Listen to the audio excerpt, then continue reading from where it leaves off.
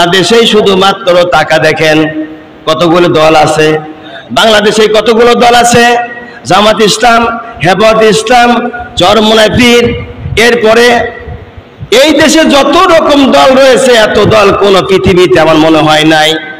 ইসলামী দল বাংলাদেশে এত রয়েছে এরকম দল কোথাও নাই। তারপরে আল্লামা সাইদি সাহেবের এক দল ছিল। সাইদি সাহেব শুধু জামাত ইসলামের নায়েবে আমির ছিল না, ইতিহাস সাক্ষী দেয়। আপনারা হয়তো অনেকেই জানেন না, এগুলো খুঁজলেন না। আমরা মিছিল মিটিং এ গিয়েছি, খোঁজ দিয়েছি, ইসলামী আন্দোলন ছোটবেলাতেই করি, আমরা জানি। আল্লামা সাইদি রহমাহুমুল্লাহর দলের নাম ছিল কি বলতে পারবেন নাকি আপনারা? মনে হয় পারবেন না।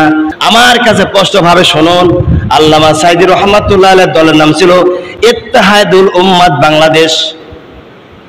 মনে থাকবে মুসলমান, এরা কি ইতিহাস মনে রাখতে হবে। ওনার দলের নাম ছিল ইত্তেহাদুল উম্মাত বাংলাদেশ। পরবর্তীকালে কেমনি কেমনি করে জামাতে গেল এই ইতিহাস আপনারা জানিয়ে নেবেন, আমি বলতে চাচ্ছি না আমার মুখ দিয়ে।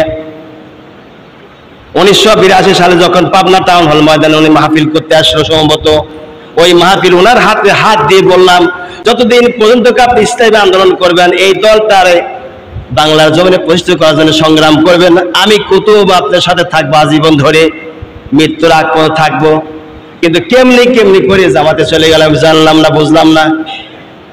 তাহলে এখন দেখেন ইসলামী দল কতগুলো, অথচ আল্লাহ রাব্বুল আলামিন জানিয়েছেন ওয়ালা তাফাররাকু, বিচ্ছিন্ন তোমরা হয়ে যেও না, আমরা বিচ্ছিন্ন হয়ে গেছি।